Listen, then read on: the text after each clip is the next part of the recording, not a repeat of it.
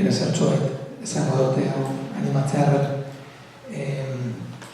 Amaieratik hasita gogoetaren bat, gogoratzen duan, papeleta hori abetorren naiz, baina nik dakidan apur-apurragatik, nik uste dut hemen Euskalik behintzat badagoela baita ere komertziorako legeren bat behartzen dituena komertzioak edo enpresak edo euskaraz atenditzen. Uste dut, hemengo ezberdintasuna dela tamaina zehazten dutela, eta orduan ez dakiz zenbat langileetatik gora, ez dakiz superfizietik, azaleratik gora daudela behartuta, uste dut hortidoa da kontua, orduan jatetxe txikiak eta horrelakoak ez daudela behartuta, baina enpresa batzuk berez badaude, eta horri esker edo horregatik ikusten dugu saltoki handietan errotulazioa elebietan, eta uste dut lege horrek markatzen dagoena hori dela, atenditua izateko eskubidea daukazuna, kontua da horrek betrampa daukala, nik gaur bertan ikasleekin hitz egiten kontatzen nire adibidez, pasadan astean gertatu zuten, kontua da zuk eskubidea bai badaukazula, baina igual itxarro behar duzula ordu erdi bat, edo danarakoa.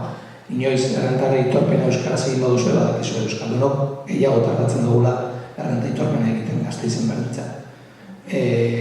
Niri adibidez, aurrekoan Movistarrekin gertatu zitzaidan, zuk deitzen duzu, eta ahots horrek galdetzen dizuile euskaraz edo gazteleraz nahi duzun, zuk esaten duzu euskaraz, eta handi gutxira ahots batek esaten dizu, ozelako pena orain ez dago inor euskaraz atenditzeko, ez. Baina, zen nahi nuela legea berez badagola, baina Euskal Herrian edo hemen Euskal kasuan beti gertatzen direla horrelakoak. Beste puntu bat hartuta, nik botatzen ditut gogoetatxo batzuk eta gero beste batek arditzala, eta esan duzun Irlandako gaelikoarena, nik joan nintzen Eskoziara dela urte batzuk, kontatuko dizuet, ez zaituztet ezertaz zautzen, baina, artean gazteagoa nintzen, eta kementxoa bat, Eskoziara noa gaeliko ikastela. Eta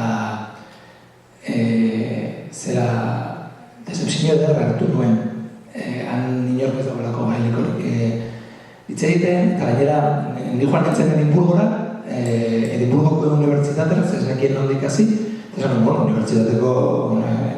unibertsitatean norbaitek jakiko dago, hemen, non dagoen hemengo aeka edo dena dalako. Inork ez daki ezer, gaelikoaren inguruan, ez da nik hasi, ez ezer. Eta nik somatu nuena, eta da nik uste dut somatzen duela Irlandarrekin da, naziotasun hori edo dana dalako hori ez dutela ia lotzen hizkuntzarekin. Haiek Irlandarrak dira, Eskoziarrak dira, dana dalakoak dira, independenteak izan nahi edo ez, baina hizkuntzarekiko atzikimendua bestelakoa da, haiek ingelesez hitz egiten duten, eta ziurazki baitea independentistenak ere, ez daki ezer gaelikoz eta ez du ezer jakin nahi, ez aiek gehiagin importa. Eta hor dago galdera bat, ia gu geu, justo areto honetan gauden ziurazki ez, baina Euskal Herrian horrelako fenomeno bat ere gerta daiteke.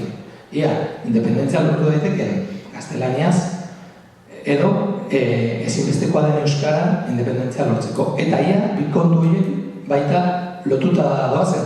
Zeruk hemen ez duzu momentu batean ere aipatu, baina airean dago beti hori. Euskararen zera normalizazioa eta aipatzen arean, gatazka politiko hori eta ia independentzia beharrezkoa da, ez, airean dago.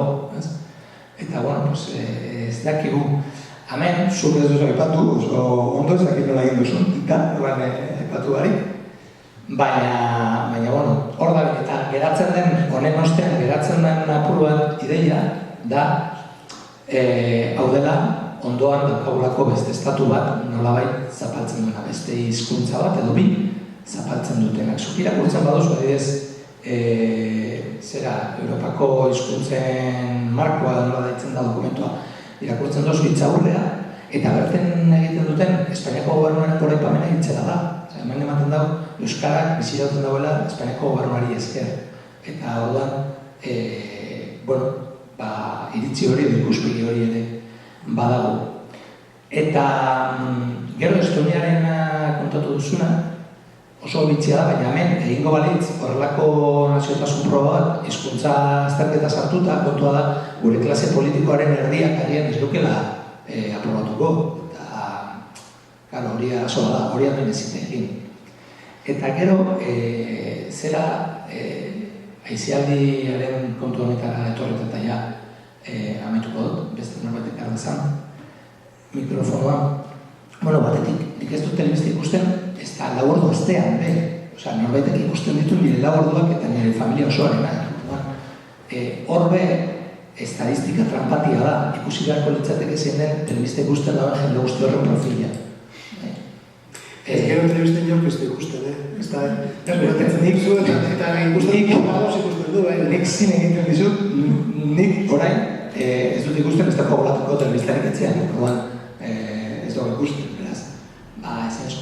Eta gero, bikoiztiarena eta eztabaida hori betikoa eta ez dakiz zer.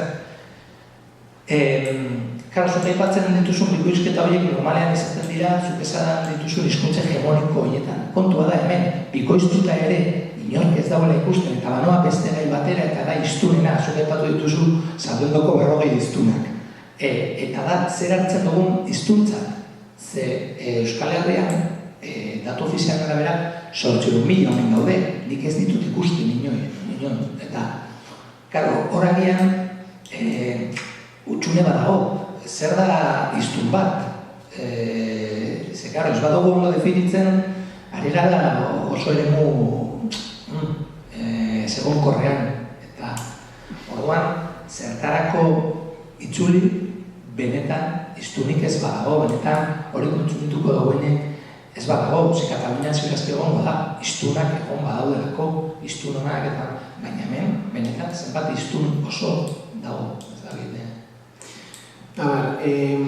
Bueno, zuretzat edo beste norbait nintzen, nik puntu batzuk, hau da, iztunak noski autodefinizioz da, baina hori hemen eta Katalunian ere ez da bai da bera daukate, ustez gezkoa ote den, ematen diren datuak, jende ez dela bizi hizkuntza horretan, ez dakit asko mereziko du puntu batean, baina autoflagelazio horren zenbateraino, hau da, badakit datuak faltsuak izan daitezkela neurri handi baten, baina hori desaten digutena, eta beraz, guk horri indartu eta uste tiratu behar dugu lehezu, hau da esaten digutena datu, hau esaten dugu Euskal Herritarrok, beraz, honek daukaguna, baina askoz gehiagorako gaitasuna ematen du. Nor konsumitu nik bai behintzat. Nik balego, hori guztia nik nire hizkuntza kontsumitu nahi dut. Beraz, puntu baten hori. Kontsumaren esatuzuna. Hemen dago legea, nik uste dut gainera, hasieratik nahiko gaizki eginda dagoela, hau da, katalanek horregatik hitzekin oso